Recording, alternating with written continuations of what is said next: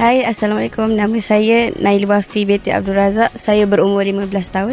Saya berasal dari Kampar Perak dan saya bersekolah di Sekolah Seni Malaysia Perak. Pada tahun 2019, 9,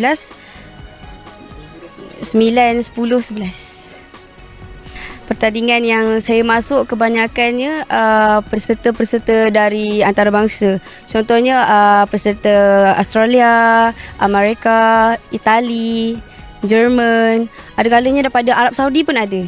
Jauh mereka datang sini semata-mata untuk memasuki pertandingan yang dianjurkan oleh negeri-negeri dan anjuran bawah open water swimming. Pencapaian yang membanggakan buat masa kini adalah daripada Pulau Pangkor dan juga Pulau Redang. Kat Krabi pula saya berjaya dapat tempat yang ke-8 antara 30 buah negara yang datang bersaing. Saya dapat yang ke-8. Saya masuk 1.5 km acara.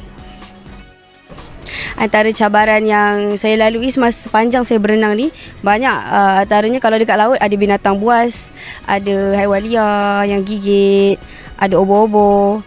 Kalau dekat tasik pula ada ikan yang gigit manusia. Macam itulah banyak keburukan dia.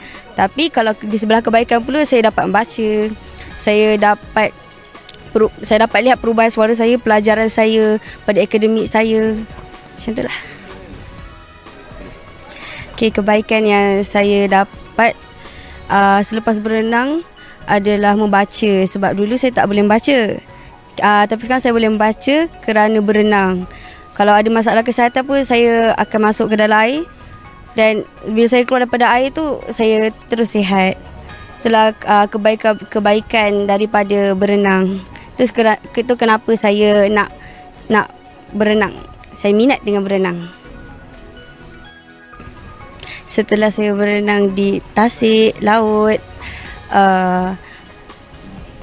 kini saya cuba berenang dekat sungai pula. Sebab tasik air dia berat. Kalau lombong dia berat juga. Kalau laut dia ringan, terapung sebab air masin. Tapi kalau kat sungai dia antara tengah-tengah sebab dia ada arus daripada atas ke bawah. Jadi lebih mudah untuk berenang dan juga floating. Walaupun saya banyak kekurangan, saya ada autism, disleksia dan diskalkulia, tapi ini tidak akan menghalang impian dan misi saya. Misi saya dan impian saya untuk mencapai kejayaan. Dan impian saya nak berenang dekat Switzerland. Sungai tak apa laut dekat Switzerland.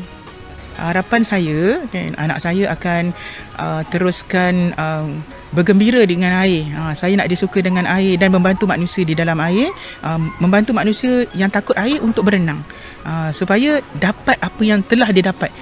Satu persatu penambahbaikan, terutamanya kepada anak-anak yang sama dengan dia lah. Bila susah membaca, sebenarnya ibu bapa memang kena bawa dia berenang dan perlahan-lahan dia akan melakukan penambahbaikan.